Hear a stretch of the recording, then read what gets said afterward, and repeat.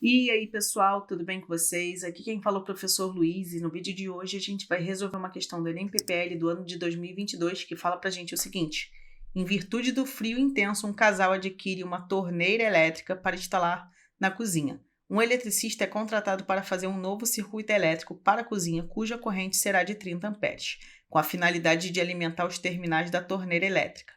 Ele utilizou um par de fio de cobre de área de seção reta igual a 4 mm² e 28 metros de comprimento total, desde o quadro de distribuição até a cozinha. A tensão medida na saída do quadro de distribuição é de 220 volts. Considere que a resistividade do fio de cobre é de 1,7 vezes 10 a menos 8 ou 1 metro. Considerando a resistência da fiação, a tensão aplicada aos terminais da torneira é mais próxima de quanto? Olha só, gente, essa questão ela pode dar uma informação que a princípio pode parecer confusa, porque ele fala que é um par de fio de cobre, e aí você acha que precisa fazer o cálculo da resistência desse fio e depois multiplicar por 2. Só que ele fala que, ao todo, o par de fio de cobre tem 28 metros, então significa que cada fio tem 14 metros e cada fio vai ser ligado aqui na extremidade dessa torneira. Uma outra forma de você interpretar isso é dizendo que, vai existir um fio aqui, esse fio todo tem 28 metros de comprimento e a corrente elétrica ela é obrigada a passar por aqui, beleza? E aí você vai entender que esse fio ele vai se comportar como um condutor metálico que tem uma determinada resistência. E interpretando dessa forma, você vai transformar a tua situação em uma associação de resistências em série, onde você vai ter a resistência da torneira elétrica e a resistência do fio, o que deixa a questão um pouco mais fácil. A gente só precisa lembrar que quando a gente fala de resistência de condutores metálicos, a gente precisa lembrar da segunda lei de Ohm, dada por Rho vezes L sobre A, onde Rho é a resistividade do material que compõe esse condutor metálico. E aí, observa que, falando da resistividade, ela vai apresentar a unidade mais complexa. E eu recomendo que a gente sempre tente fazer os cálculos em torno, das unidades de forma que elas sejam coincidentes com as unidades da grandeza mais complexa. Como assim, Luiz? Eu estou dizendo para vocês que a unidade da resistividade é 1 metro. Isso significa dizer que a resistência precisa ser dada em ohm, a área precisa ser dada em metro quadrado e o comprimento precisa ser dado em metros. Às vezes, a gente vai ver que a resistividade vai ser dada assim, ohm, milímetro quadrado por metro. Se ela fosse expressa assim, a gente poderia trabalhar com a resistência em ohm, a área em milímetro quadrado e o comprimento em metro. Mas não foi o que aconteceu. Então, a gente precisa converter o valor da nossa área para metro quadrado. E ele deu o valor da área em milímetro quadrado, olha aqui. Então, esse vai ser o nosso primeiro cálculo para a gente poder encontrar a resistência desse fio. Por quê? Esse fio, por ter uma resistência, ele vai dissipar parte desses 220 que a gente tem aqui do quadro de distribuição. E aí a torneira não vai receber esses 220 integralmente, ela vai receber uma parte e a gente precisa saber quanto que é. Vamos lá, vou começar para calcular a resistência do fio, calcular a área em metros quadrados. E a gente tem aqui que a área está sendo dada em milímetros quadrados. E aí, para passar de milímetro quadrado para metro quadrado, a gente divide por 1 milhão. Fazendo isso, a gente vai ter 4 divididos por 1 milhão. 1, 2, 3, 4, 5, 6 metros quadrados aqui. Show de bola. E aí, esse 1 milhão, ele tem 6 zeros. Eu posso reescrever assim, 4 sobre 10 elevado a sexta metros quadrados. E ainda posso fazer melhor. Olha só.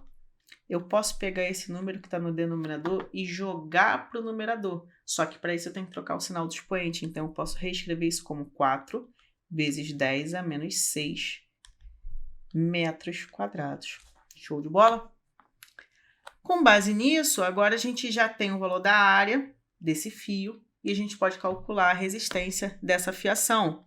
A resistência vai depender da resistividade. Ele fala para a gente lá no começo da questão que é 1,7 vezes 10 a menos 8. O valor do comprimento total dessa fiação é 28 metros e a área de seção reta é 4 vezes 10 a menos 6. Agora a gente precisa fazer essa continha aí. Eu vou fazer já o 28 com 4, essa divisão, e eu também vou fazer a divisão de 10 a menos 8 com 10 a menos 6. Olha o que a gente vai ter. A gente vai ter o seguinte. Eu vou repetir esse 1,7 e vou multiplicar. 28 dividido por 4 vai dar 7. E aí, a gente vai dividir isso aqui. Divisão de potência de mesma base, a gente repete a base e diminui os expoentes. O de cima menos o de baixo. Agora, a gente tem que terminar de fazer essa continha aqui. A resistência do fio vai ser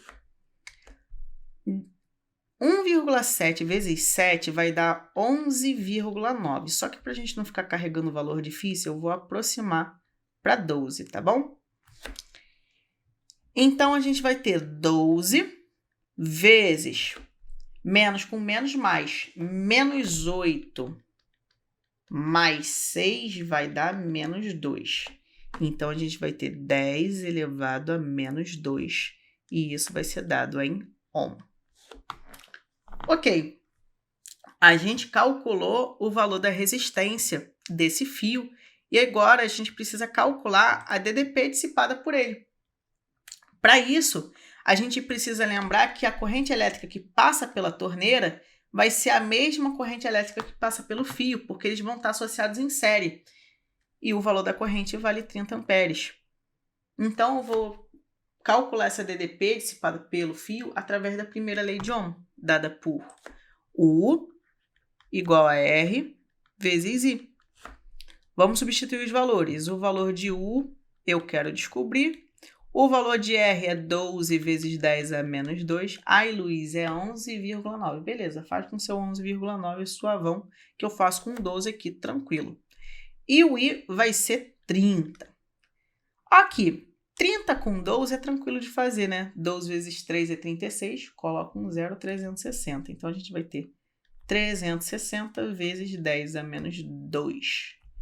E aí, isso dá, né? O 10 a menos 2 significa que a gente vai andar com duas casas para a esquerda da vírgula. Então, a gente vai ter 3,6 volts dissipados. Então, pensa no seguinte. A rede fornece 220 volts. O fio consome 3,6 volts. Quanto que vai consumir a torneira? O resto. E aí, a DDP da torneira vai ser justamente 220, que é o total fornecido pelo sistema, menos 3,6. E isso vai dar 216,4 volts. O valor mais próximo que a gente tem disso é de 216 volts. E assim, o nosso gabarito vai ser justamente a letra C. E eu vou ficando por aqui. Eu desejo uma ótima semana, bons estudos e até a próxima. Tchau, tchau!